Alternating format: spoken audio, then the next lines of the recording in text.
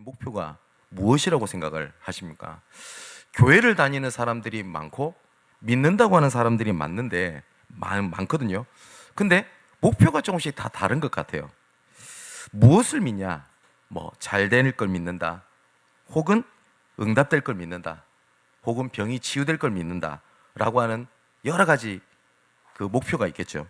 근데 성경은 하나님만을 믿는 것이 신앙생활의 궁극적 목표라고 말씀하십니다. 여기에 다른 것이 없어요. 우리가 하나님을 통하여 응답을 받기 원한다, 그거는 신앙이 아닙니다. 단지 하나님만 믿는 겁니다. 하나님만. 근데 우리가 하나님을 믿어야 되는데 하나님을 믿을 수가 없어요. 왜냐니까 하나님께 범죄함으로 말미암아 하나님과 원수가 되었기 때문에 하나님 우리는 알 수도 없고 만날 수도 없고 믿을 수도 없어요. 그래서 하나님을 떠난 그 죄 때문에 전적인 타락, 전적으로 부패를 해버렸습니다. 조금도 하나님을 우리가 알거나 알 수도 없어요. 방법이 없단 말이에요. 그래서 하나님께서 하나님의 본체이신 예수 그리스도를 보내어 십자가에서 죽으시고 부활하신 것을 하나님께서는 어떤 조건을 걸지 않으시고요, 무조건적 은혜로 우리를 구원하셨습니다. 그리고 그것으로 끝내지 않고 보혜사 성령을 우리에게 보내사 우리 하나님을 알고 믿고 함께하는 불강력적인 하나님의 은혜를 주셨고요, 그 구원의 은혜가 끝까지 그리고 영원합니다. 우리의 구원은 영원합니다. 그래서 성부 하나님이, 성자 예수 그리스도, 이 성령 하나님, 이 성삼위 하나님이 지금도 말씀으로 함께 하시고 말씀으로 나타내시기 때문에 우리가 말씀을 듣고 읽고 묵상하는 겁니다. 이 성삼위 하나님께서는 어떤 기적을 가지고 아니면 어떤 귀에 들리는 음성이라든지 이런 걸 가지고 하나님께서 역사하시냐라고 질문하신다면 하나님은 하실 수 있습니다. 왜냐? 하나님은 전지전능한 하나님이시기 때문에. 근데 하나님께서는 그렇게 하지 않으시고 말씀을 완성케 하셨습니다. 그래서 우리가 예배를 드리는 겁니다. 그래서 우리가 성삼위 하나님을 믿는 것, 그 안에 은혜도 있고 그 안에 응답도 있고 치유도 있고 문제 해결도 있고 세계복음화가 그 안에 다 있습니다. 그 안에 다 있습니다. 그래서 하나님의 방법이 하나님을 알도록 그리스도를 통하여 믿게 하셨고요, 또한 그리스도를 믿는 자들에게 성령으로 함께 하십니다. 그래서 모든 하나님의 비밀이 어디에 숨겨져 있냐? 예수 그리스도에게 숨겨져 있습니다. 그래서 바울은 이걸 가지고 뭐라고 얘기를 하니까 하나님의 비밀인 그리스도, 이렇게 표현했어요. 자, 그 안에 모든 것이 다 있는 겁니다. 그래서 바울은 뭐라고요? 그리스도 안에 모든 지혜와 지식 보화가 다 감춰져 있느니라. 제가 몇 년 전에 어떤 기독교 신문에서 그 인터뷰 요청이 이렇게 왔어요. 어떤 신문인지 기억이 나질 않습니다. 아마 그 인터뷰가 실렸다고 잘 알고 있는데 계속 연락이 와요. 근데 저는 계속 거절을 했습니다. 왜냐니까 제가 인터뷰할 만큼 제가 대단한 사람도 아니고. 그런데 하게 됐어요. 하게 됐는데 마지막 인터뷰 질문이 그거였습니다. 목사님, 기도 제목이 뭡니까? 라고 물어봐요. 여러분, 똑같이 여러분에게 기도 제목이 뭐냐라고 묻는다면 뭐라고 대답하실 것 같습니까? 마지막 그게 질문이었습니다. 그래서 제가 웃으면서 이렇게 대답을 했어요. 혹시 오해할 수도 있고 이해가 안 될 수 있는데 저는 기도 제목이 바뀌었습니다, 이렇게 얘기를 했어요. 그전에는 저는 원래 청소년 사역자 출신입니다. 그래서 우리가 말을 하는 청소년 시기가 약 전 세계에 대략 한 6억 정도가 됩니다. 그래서 그때 제 모토가 뭐였냐니까 세계 6억의 청소년을 그리스도의 품으로. 그래서 청소년 사역이 아니면 죽음을 달라, 그 정도였습니다. 뜨거웠어요. 이후에는 또 바뀝니다. 지금 제 목양실에 지금 걸려져 있지 않습니까? 세계적 캠프 군단의 리더, 정말 전 세계 빛을 밝히는 일에 주역으로 쓰임 받고 싶다, 그런 기도 제목을 갖고 있었습니다. 237개 나라 5천 종족 세계 복음화, 예, 물론 기도 제목입니다. 근데 저는 그게 기도 제목이 아닙니다. 지금은. 그러면 그게 틀렸다는 말이냐? 그 말이 아닙니다. 뭘 믿냐니까 모든 순간에 하나님만 믿고 그리스도만 붙잡고 성령인도 받는 것이 제 기도 제목입니다. 제가 이렇게 대답을 했어요. 그러니까 어떤 뭐 여의도를 향한, 아니 민족을 향한 기도 제목을 아마 생각을 했던 것 같아요. 그 기자분이 좀 당황을 하시더라고요. 근데 모든 순간에 진짜 하나님을 믿고, 그냥 믿는다가 정말 믿고 그리스도만 붙잡고 성령인도 받는 그 안에, 저는 그 안에 세계 6억의 총존을 살릴 하나님의 비밀이 있고 237개 나라와 5천 종족 살릴 하나님의 답이 있고 전 세계에 캠프로 빛을 발하는 하나님의 능력이 저는 그 안에 있다고 저는 믿습니다. 그래서 신앙은 무엇을 이루고 무엇을 얻는 것이 있지 않습니다. 하나님만 믿는 것 안에 모든 것이 다 있습니다. 그게 우리의 신앙생활이어야 됩니다. 근데 이것이 신앙생활이 아니고 무엇을 다른 것이 있으면요, 우리는 자꾸 방법을 자꾸 찾아야 돼요. 그러면 어떻게 하란 말입니까? 이게 나와야 돼요. 그죠? 그런 기도 제목이 틀렸다, 잘못됐다는 게 아닙니다. 모든 하나님의 근본은 하나님 안에, 그 하나님을 알도록 주신 하나님의 비밀인 그리스도 안에, 그리고 성령께서 우리를 인도하시는 것 안에 모든 것이 다 있습니다. 자, 우리 지난주에 말씀이 하나님의 은혜를 아는 자, 하나님의 은혜를 참여하는 자, 그 말씀을 우리가 같이 나눴죠. 출애굽기 33장 19절에 보면 하나님께서 이렇게 말씀하십니다. 나는 은혜 베풀 자에게 은혜를 베풀고 긍휼히 여길 자에게 긍휼을 베푸느니라. 하나님은 은혜를 알고 은혜를 베풀 자에게 더 큰 은혜를 베풀고, 하나님의 긍휼함을 알고 긍휼함을 베푸는 자에게 하나님 더 큰 긍휼함을 베푸신다고 말씀을 하십니다. 예수님께서는 마가복음 10장 45절에 본인을 이렇게 말씀하십니다. 인자가 온 것은 섬김을 받으려 함이 아니요 도리어 섬기려 하고 자기 목숨을 많은 사람의 대속물로 주려 하려 함이니라. 예수님께서는 섬김을 받으러 오신 것이 아니라고 되어 있습니다. 보세요. 우리 하나님은 섬김을 받아야 되고 영광을 돌려야 되는 우리 아버지가 되시고 우리 만물의 주가 되십니다. 그 하나님께서 어떻게 오셨다고요? 섬기러 오셨다고요. 우리를. 그 이유는 딱 하나입니다. 구원입니다. 그죠? 그래서 저는 우리 교회에서는 제가 그걸 진짜 원치 않거든요. 뭐니까 목사 생일이니까 좀 무슨 교회 뭐 기념일처럼 챙기고, 그리고 식사를 할 때도 한 번씩 제가 뒤 줄을 쓰면은 목사님 앞에 줄 서라고 하는데 그거 하지 마십시오. 목사니까 교회에서 뭘 좀 저 그거 진짜 원치 않습니다. 제가 신학교에 갔을 때도 식사 시간에 학식을 이렇게 하잖아요. 제가 학교에서 가르치는 입장에 있다 보니까 학생들이 중간에 자리를 이렇게 내줘요. 뭐 앞에 또 서요, 또 당연하게. 근데 저는 줄을 쓰거든요. 그 이유가 저는 섬김을 받을 만한 위치가 되지 않습니다.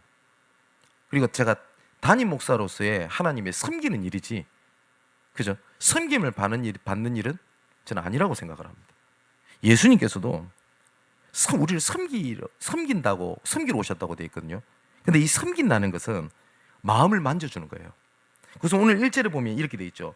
성도를 섬기는 일에 대하여는 이렇게 되어 있습니다. 근데 하나님께서 우리를 섬길 때 어떻게 섬기셨냐? 시편 34편 18절에 보니까 여호와는 마음이 상한 자를 가까이 하시고 중심으로 통해하는 자를 구원하시는도다.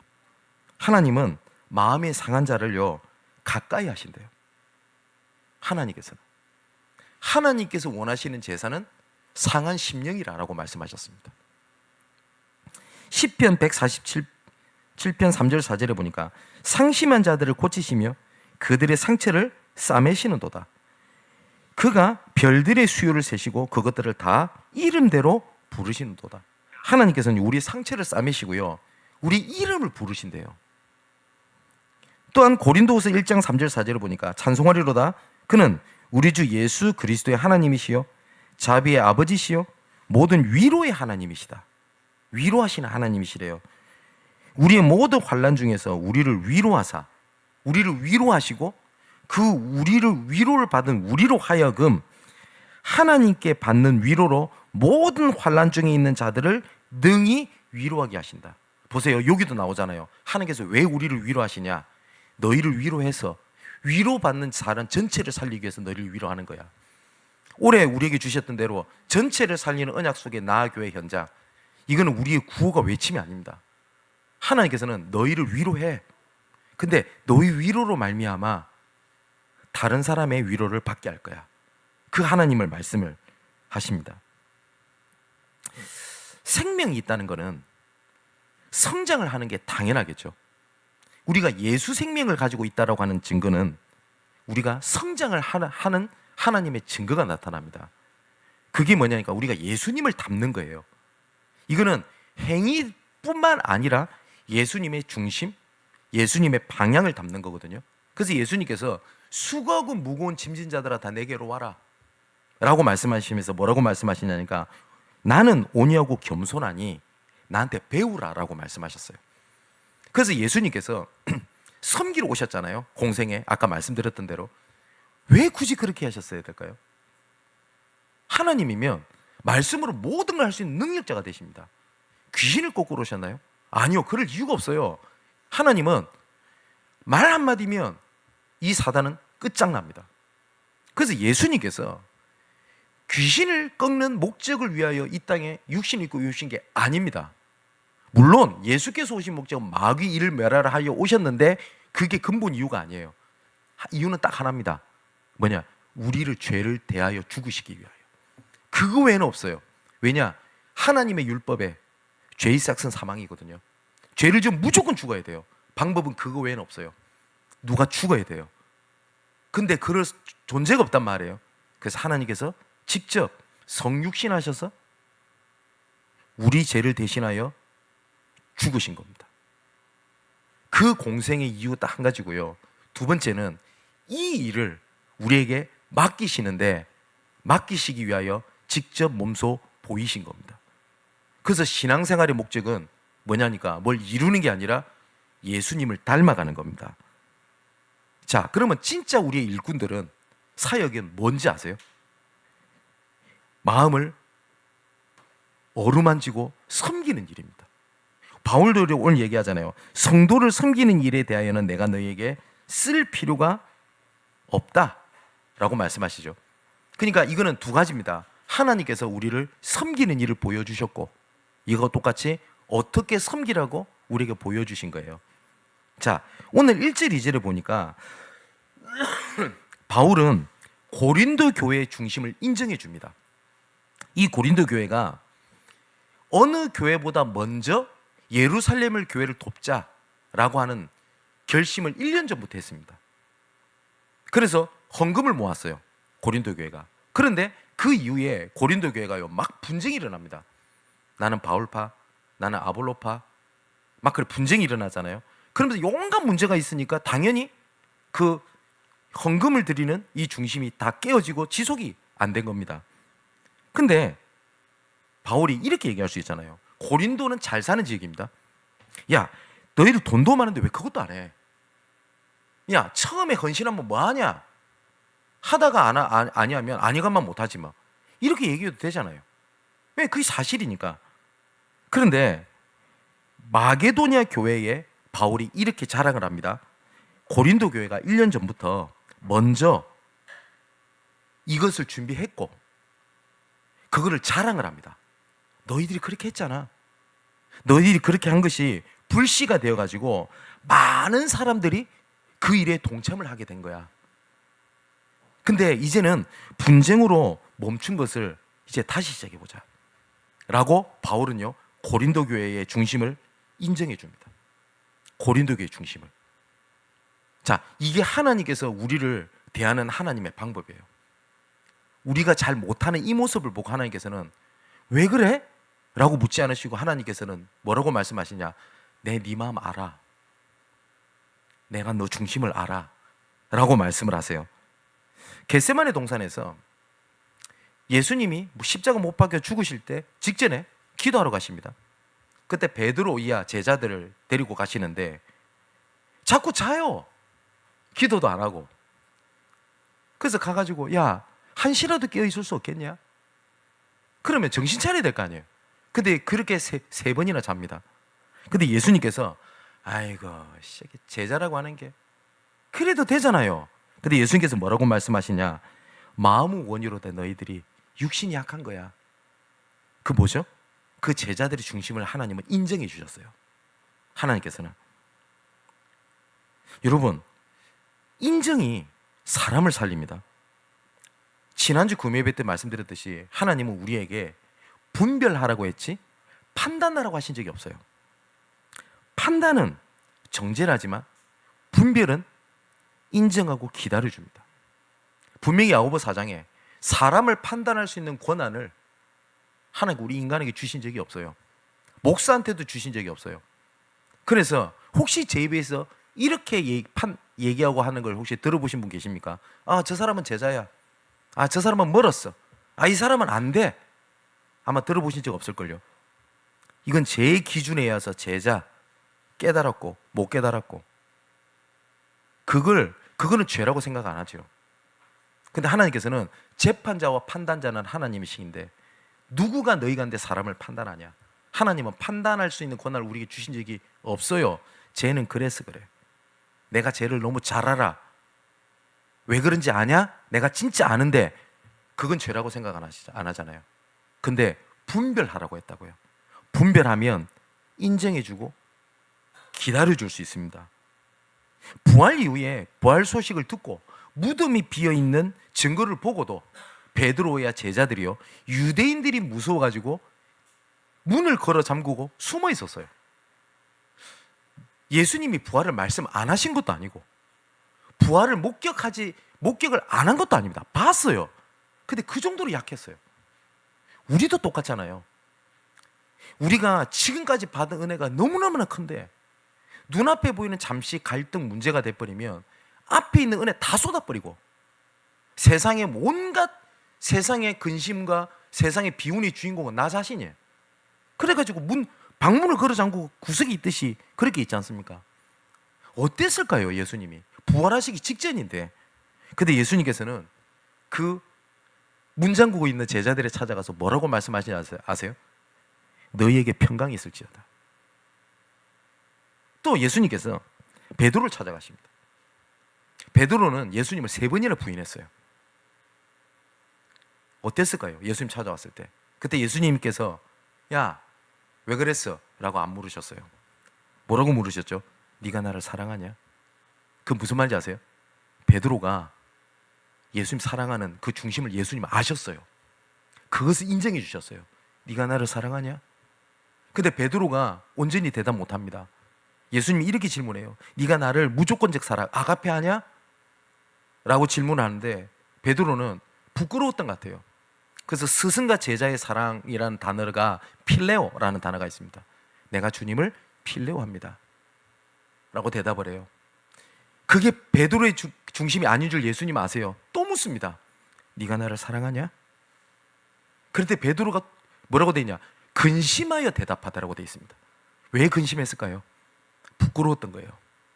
민망했던 거예요. 그때 예수님 또 대답합니다. 내가 주님을 필레오합니다. 예수님이 또 묻습니다. 네가 나를 사랑하냐? 왜 3번이나 물으셨을까요? 나 너 중심 알아. 내 네 진짜 마음 알아. 그때 베드로가 마음을 내려놓고 뭐라고 하냐? 내가 주님을 아가페하는 줄 주님께서 아십니다. 그게 하나님께서 우리 마음을 어루만져 주시는 방법이에요. 우리는 하나님 나 이것밖에 못했어요 라고 얘기를 하잖아요. 근데 하나님께서는 안다 아들아, 나 네 마음 알아, 네 중심 알아 라고 말씀을 하세요. 여러분, 하나님은 우리의 중심을 보시지 현재의 모습을 보고 판단하지 않으십니다. 이런 말이 있죠. 열매를 보면 뿌리를 안다는 말이 있습니다. 근데 이 말은 열매를 강조한 말이 아닙니다. 그 말을 가지고 야, 저 하나님 나 모습 보니까 제 근본이 틀렸나 봐. 우린 판단해 버리잖아요. 한 예수님께서 열매를 보면 뿌리를 안다는 말은 열매 강조입니까? 뿌리 강조입니까? 뿌리를 강조하신 거예요. 그런데 그 뿌리가 열매를 맺는데 더딜 수가 있어요. 제가 말씀드렸죠. 포도나무가 열매를 맺으려면 10년 이상 뿌리를 내려야 된대요.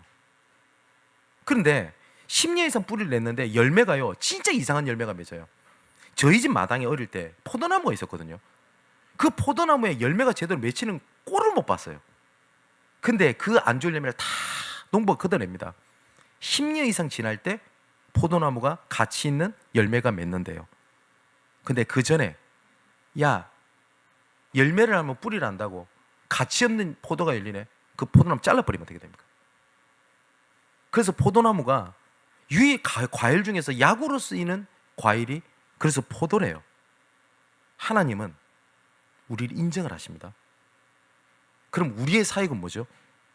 섬기고 인정해 주는 겁니다. 나 너 중심하라. 또 하나님께서는 3절 4절에 보니까 자랑스러워 하십니다. 근데 바울도요, 고린도 교회를 굉장히 자랑스러워 했어요. 근데 제가 계속 말씀드리죠. 고린도 교회의 모습을 제가 말씀을 드렸죠. 근데 바울은요, 자랑스러워 했어요. 근데 바울은 그냥 격려의 말이 아니었던 것 같습니다. 하나님께서 시작하신 그 언약은 하나님께서 일을 이루실 것을 바울은 믿었어요. 그래서 빌립보서 1장 3절에서 11절의 말씀 보니까 너희가 처음부터 이 은혜의 일에 참여했기 때문이라. 처음부터 착한 일, 이 하나님의 계획을 일을 시작하신 이가 마지막 날까지 이루실 줄을 내가 확신하노라. 빌립보 교회를 향해서 그 얘기를 하거든요. 그 바울의 믿음이 고린도 교회를 향하여서도 있었어요. 그래서 비록 지금 이럴지라도 이 고린도 교회가 하나님의 일을 시작했기 때문에 하나님께서 하실 것을 바울은 바라봤어요. 그래서 바울은요, 고린도 교회를 굉장히 자랑스러워합니다. 그래서 고린도후서 7장에 보면 뭘 얘기를 하죠? 디도에게 얘기를 합니다. 이렇게 얘기를 하죠, 바울이. 내가 디도에게 너희들 자랑을 계속했어. 근데 처음에 디도가 그걸 이해를 못했던 것 같아요. 아니, 목사님, 제가요? 제가 변해요? 저렇게 하는데? 어떻게 하든지 막 처리를 해야 될 것 같은데? 그렇게 디도가 얘기했던 것 같아요. 근데 너희들이 은혜로 말미암아 변화되는 걸 보고 디도가 더욱더 너희들에게 더욱더 마음을 품고 너희를 향해서 기도를 하기 시작을 했어. 바울이 그 얘기를 합니다. 여러분, 우리가 사역하면서 어떠세요? 특히 우리 렘넌트 사역은요, 눈에 보이지 않는 사역이에요. 왜냐니까 우리 후대 사역은요, 미래를 쌓는 사역이지 열매를 거두는 사역이 아닙니다. 맞죠? 특히 우리 렘넌트들은 그래서 미래를 위한 제자지 현재의 제자가 아니에요. 그렇기 때문에 현재의 것에 된다 안 된다 있다 없다를 판단해도 안 되고요, 지금 있는 모습 가지고 미래를 판단해도 안 돼요. 그러면 우리 후대 사역을 할 때 낙심할 거 되게 많을걸요. 알아듣지도 못하지. 교사분들이 애가 타는데 애들은 그냥 막 오히려 싫어하지. 그 사랑을 품고 하려고 하는데. 그런데 바울은 뭘 봤는지 아세요? 그걸 봤어요. 하나님께 하실 언약을 봤다고요. 그래서 자랑스러워했습니다. 그리고 5절에 보니까 이렇게 돼 있어요. 내가 이 형제들로 먼저 너희에게 가서 너희에게 전한 약속한 연보를 준비하게 하도록 권면하는 것이 필요한 줄로 내가 생각했다 라고 되어 있어요. 그게 뭐냐니까 이제는 고린도 교회가 새롭게 하나님의 은혜를 시작하는 부분에 그 준비하는 과정을 격려를 하는 겁니다. 격려를. 너희들이 이제 새롭게 시작하는 부분에 권면하고 돕는 것이 필요한 줄을 알고 내가 디도와 다른 형제들을 너희에게 보내는 거야. 여러분, 지난주 말씀처럼요, 은혜를 알면 은혜가 쌓이고요, 은혜에 참여하면 은혜가 풍성해지고, 은혜가 풍성해질 때 그게 흘러 넘쳐서 전체를 살리게 됩니다. 그게 바울이, 그리고 하나님께서 우리를 바라보시는 내용이 1절부터 5절까지입니다. 그 다음에 이제는 6절부터 마지막 절까지는요, 그 은혜를 풍성하게 하는 하나님의 영적인 원리가, 성경적인 원리를 말씀을 하십니다. 여러분, 어떤 일을 할 때 원리를 알면요, 그 일이 수월해져요. 그죠? 그래서 이런 말이죠. 무식하면 손발이 고생한다고. 한 번씩 유튜브를 보면 어떤 공구를 다루는 그 유튜버인 것 같아요. 되게 짧은 영상인데 뭐 나사가 이렇게 드라이버가 들어가지 않을 때 쉽게 나사를 빼는 방법 뭐 이런 것들을 보면 한 번씩 제가 이렇게 봅니다. 그런데 이런 일이 생겼을 때 어떤 원리로 하면 이것이 쉽게 해결이 된다라고 하는 것들을 알려주는 겁니다. 그죠? 여러분, 원리를 알면 쉽고 강함이 돼요. 그죠? 성경에 하나님께서는 응답의 원리를 말씀을 하십니다. 하나님께서는 분명히 성경에는 하나님께서 응답의 원리를 말씀하세요. 그걸 가지고 우리는 뭘 얘기하냐? 성경적 응답이라고 얘기를 합니다. 그래서 하나님은 응답의 원리를 계속 성경에서 말씀하세요. 그리고 오늘 본문에도 그렇고 계속 말씀하시거든요. 근데 이 원리를 제껴놓고, 이 말씀을 제껴놓고 내가 응답을 다른 데서 찾고 헤매는 것만큼 그만큼 어리석은 게 없어요. 그러면 하나님께서 말씀하시는 은혜를 풍성하게 하시는 원리가 뭐냐? 6절에 이렇게 되어 있습니다. 이것이 곧 적게 심는 자는 적게 거두고 많이 심는 자는 많이 거둔다 하는 말이로다 라고 되어 있습니다. 어디에 무엇을 심냐? 여기에 따라 어떤 열매를 맺느냐가 결정이 됩니다. 자, 하나님이 주신 은혜가 나만을 위해서 주신 은혜가 아니라 다른 사람을 살리려고 주신 은혜를 알고 심는 자는 더 풍성한 열매를 맺게 된다는 하나님의 성경적 원리입니다. 그래서 올해에 전체를 살리는 언약을 가지고 나를 불렀다, 교회를 세우셨다, 현장의 모든 것을 부르셨다라는 것을 알 때 그 은혜를 하나님께서는 더욱더 풍성하게 하십니다. 여러분, 농부가 똑같아요. 농부가 추수를 하고 난 다음에 다 먹지 않습니다. 반드시 남겨둡니다. 조금 부족해도 남겨둡니다. 그리고 그 씨를 뿌리죠. 그리고 그 씨를 뿌릴 때 아까워하지 않아요. 그렇게 뿌립니다. 그러면 이것이 당장은 좀 덜 먹는 것처럼 보여도 그 다음 해에 더 많은 것을 얻는 줄 진짜 알기 때문에 뿌리는 거죠. 그래서 제가 한번 자료를 찾아보니까 쌀농사는 씨를 뿌리는 게 한 20배에서 30배 정도 열매를 거둔다고 하고요. 밀은 한 4배에서 5배 정도를 거둔다고 합니다. 그래서 많은 부분들이 그래서 쌀농사를 많이 한다라고 한번 하는 자료를 이렇게 봤어요. 그러면 무슨 말인지 아세요? 내게 주신 것이 은혜인 줄 아는 자가 은혜를 심을 때 하나님은 더 많이 거두게 하신다고 하는 게 하나님의 성경적 원리입니다. 근데 많은 사람들이 그게 은혜인 줄을 몰라요. 그러니까 그거를 은혜를 심는다고 생각하지 않고 내가 손해를 본다고 생각을 합니다. 우리 지난주에 우리 찬양도 했고 확인했지 않습니까? 내가 태어나고 호흡을 하고 오늘을 살아가고 내가 지금 할 수 있는 모든 것이 하나님의 은혜가 아니면 아무것도 할 수 없습니다. 아무것도 할 수 없습니다. 내가 열심히 했던 줄 알고 내가 최선을 다해서 얻은 줄 아는데 하나님은 그걸 뭐라고 말씀하시냐? 은혜야 라고 말씀하세요. 근데 그 은혜를 아는 자가 은혜를 심는 겁니다. 그죠? 자, 하나님의 은혜는요 씨앗이랑 똑같아요. 그래서 씨를 이렇게 받았어요. 그러면 받고 다 먹어버리면 그걸로 끝이에요. 그죠? 그런데 그 씨를 심을 때는 더 풍성해집니다. 하나님께서 나에게 주신 은혜는요 나만을 위해서 주신 은혜가 아니라고 말씀하십니다. 은혜를 주셨을 때 그 은혜를 나만의 것으로 받으면 그걸로 끝이에요. 그죠? 무엇을 심냐가 되게 중요하지 않습니까? 예수님께서 기도를 이렇게 말씀하십니다. 바리새인처럼 기도하지 마라. 저들이 기도하는 목적은 다른 사람이 봐주기를 원하는 거야 라고 말씀을 하시거든요. 그러면서 뭐라고 하죠? 저들은 이미 자기 상을 받았느니라. 왠지 알아요? 남들이 봐주길 위해서 기도했잖아요. 남들이 봐줬죠? 응답 받았잖아요. 그걸 위해서 심었는데. 그죠? 혹시 사역자들이 이런 실수를 범할 때가 많습니다.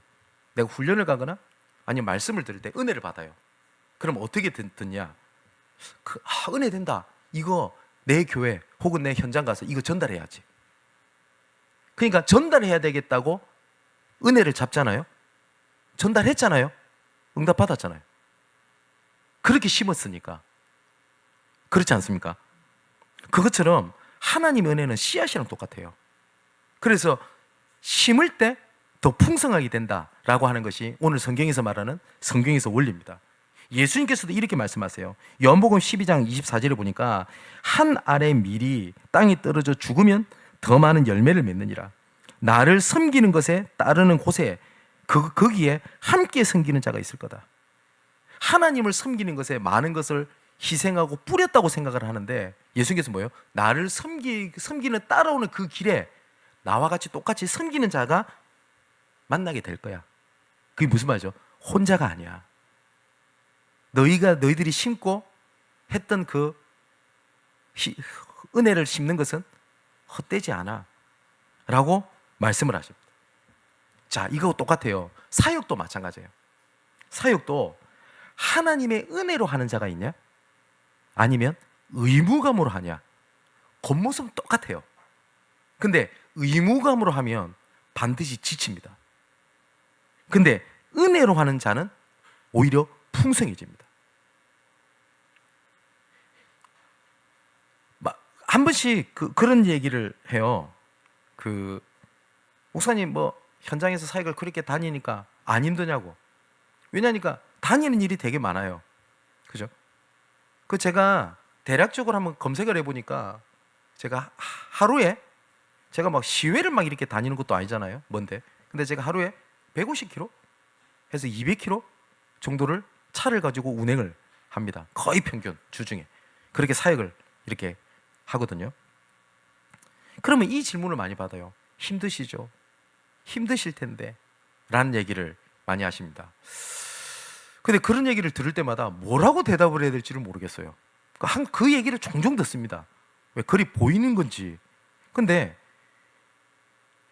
제가 의무감으로 한다면 아마 저 지쳤을지도 모르겠습니다. 근데 하나님의 은혜는 뭐예요? 풍성해진다고 말씀하셨습니다. 그게 성경적 원리입니다. 근데 혹시 우리 사역자분들, 교사분들 혹은 지교에 있는 분들 내가 지치죠? 그러면 내가 쉬어야 될 때가 아니라 은혜를 회복해야 될 때입니다. 은혜가 없이 의무감으로 하면 지쳐요. 그래서 오늘 8절에도 이렇게 되어 있습니다. 하나님이 능히 모든 은혜를 너희에게 넘치게 하시나니 이는 너희로 모든 일에 항상 모든 것이 넉넉하여 모든 착한 일을 넘치게 하려 하심이라. 하나님께서는 넉넉한 은혜를 주시겠다고 말씀을 하시고 그걸로 넘치는 사명의 열매를 맺게 하신다고 되어 있거든요. 그 말은 무슨 말이냐? 하나님께서 우리에게 주신 은혜는요, 분명히 심도록 넉넉하게 주셨다라고 하는 하나님의 약속입니다. 나는 은혜를 좀 더 받아야 돼. 난 좀 더 응답을 더 받아야 돼. 나는 좀 더 훈련을 더 받고 해야 돼가 아니라는 거예요. 하나님께서는 이미 넉넉한 은혜를 주셨대요. 왜냐? 심을 수 있도록. 심을 때 하나님께서는 넘치는 열매를 말씀을 하신 겁니다. 그래서 10절 11절에는 하나님은 분명히 은혜를 다른 곳에 심도록 충분히 남게 해주셨다라고 말씀을 하시거든요. 그게 은혜를 풍성하게 하는 하나님의 영적인 원리입니다. 예수님께서도 말씀하시죠. 옥토밭에 떨어진 씨앗은 30배, 60배, 100배의 결실을 맺게 될 것이다. 이 말을 들으면요, 많아지겠다라는 생각이 들죠. 근데 이걸 내 것으로 잡으면요, 여러분 혼자 30배 먹으면 배 터져 죽어요. 60배 먹으면요 진짜 죽어요. 100배 먹으면 어떻게 될 겁니까? 그죠? 근데 하나님은 진짜 30배, 60배, 100배를 주신다니까요. 왜 주셨을까요? 심으라고 주셨어요. 맞죠? 근데 30배 내 거, 60배 내 거, 100배 내 거로 하나님이 주신 게 아니라고요. 저는 교회 재정이 모자라지 않게 풍성해지기를 원합니다. 하지만 이 재정이 가둬져 있는 것이 아니라 더 많이 뿌려지기를 저는 원합니다. 여러분 30배, 60배, 100배 결실을 맺는 것이 그걸로 심는 것이 아니라 머물러 있으면요, 그 응답이 오히려 나를 죽여요. 맞죠? 은혜는 심겨질 때 하나님의 능력이 됩니다. 세상에서는 심는 곳에서 거둔다라는 것이 원리지만, 영적인 것은 심는 곳에 심었지만 다른 곳에서 거두는 것이 영적인 원리입니다. 나는 여기에 심었는데 하나님께서는 다른 곳에 응답하실 때가 있고요, 심지어 내 후손들에게 하나님이 역사하실 때도 있습니다. 하나님께서 분명히 뿌린 대로 거둔다. 그게 성경적 원리입니다. 그러면 내가 무엇을 심고 무엇을 뿌리냐, 그걸 잘 봐야 되겠죠. 그 실천과 도전을 얘기를 하는데 7절에 이렇게 돼 있죠. 각각 그 마음에 정한 대로 할 것이요 인색함으로나 억지로 하지 말 것이다 라고 돼 있습니다. 여기 보니까 마음에 정한 대로. 여러분 성경에 보면 복종이라는 단어가 있고 순종이라는 단어가 있습니다. 여러분 복종이 어려울까요? 순종이 어려울까요? 순종이 더 어렵습니다. 복종은요, 억지로라도 꿇어버리면 할 수 있어요.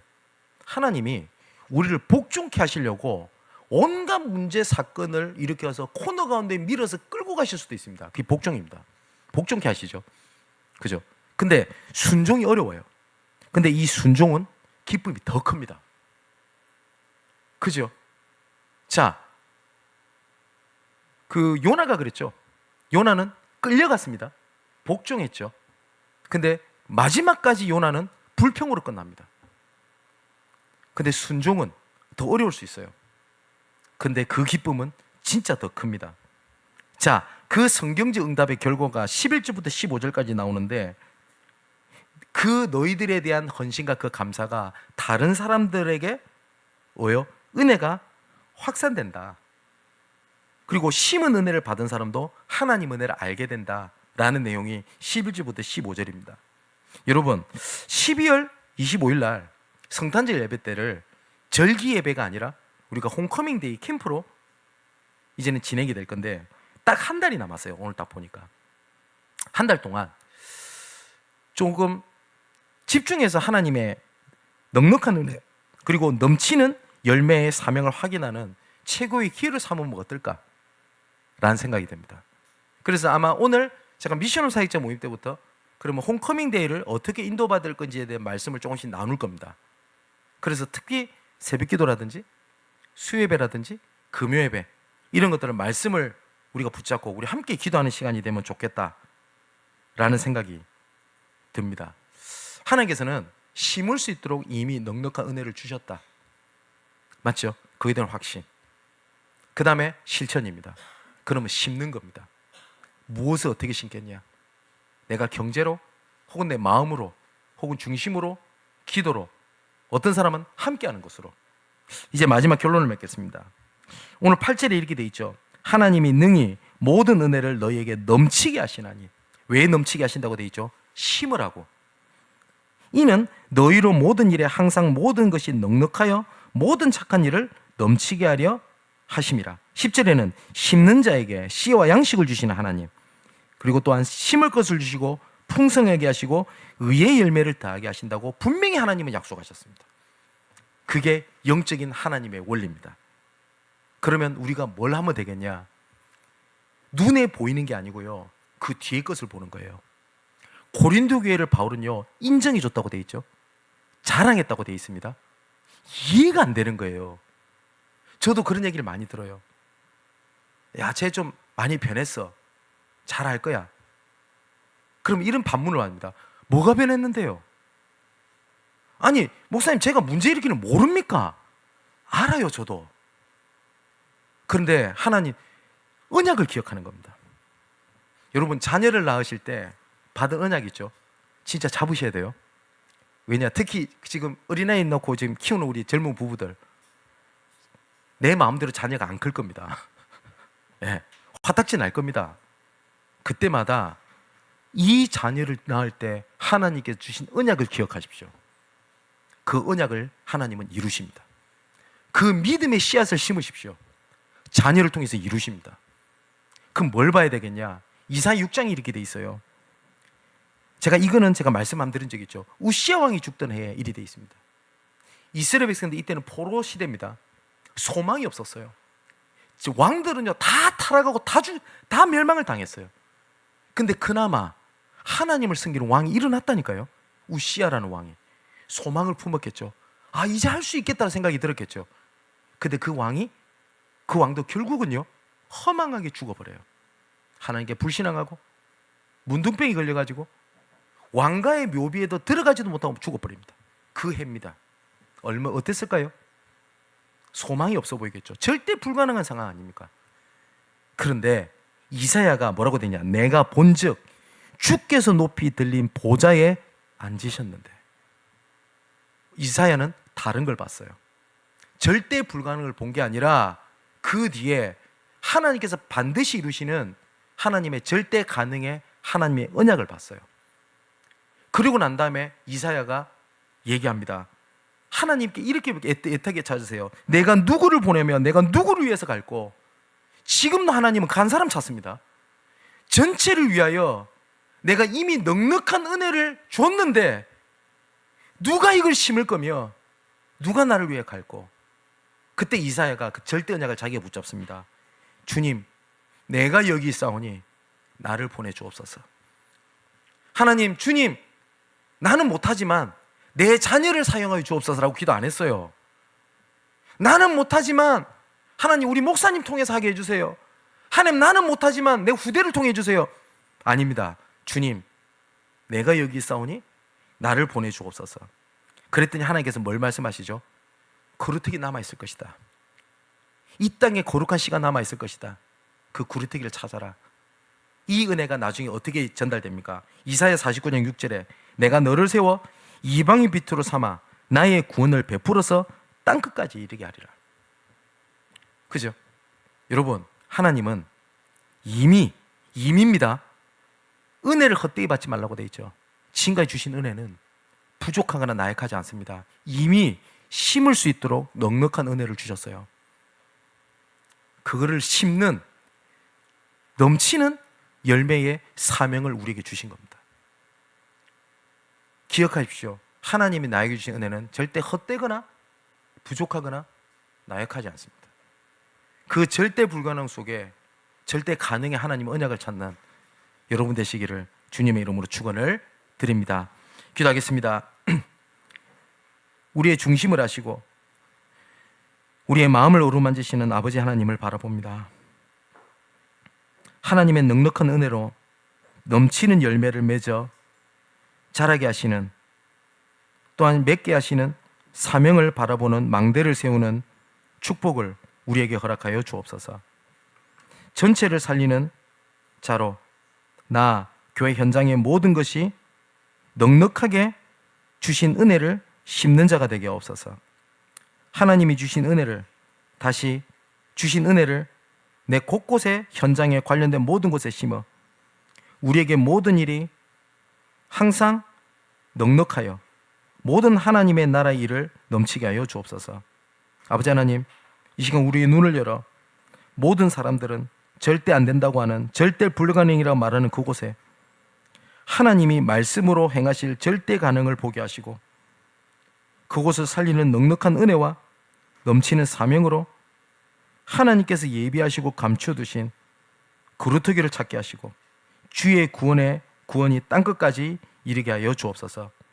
아버지 하나님, 넉넉한 은혜와 넘치는 사명이 함께 기도하는 모든 주의 자녀들 가슴마다 심겨지게 하시고 그 흩어지는 현장마다 푸르고 푸른 그리스도의 계절이 도래하게 하여 주옵소서. 우리의 자녀와 후대와 우리 렘넌트들이 정말 한 손에는 하나님의 은혜를 알고 은혜에 참여하는 복음을 들고 다른 한 손에는 주께서 주시는 넉넉한 은혜로 넘치는 사명을 돕고 온 땅의 구석구석을 누비는 그날 그때 그곳이 오늘이 되게 하시고 지금이 되게 하시며 흩어져 있는 현장이 되게 하여 주옵소서. 이 모든 말씀을 넉넉한 은혜로 넘치는 사명을 감당하도록 새 힘을 주시는 예수 그리스도의 이름으로 기도합니다. 아멘.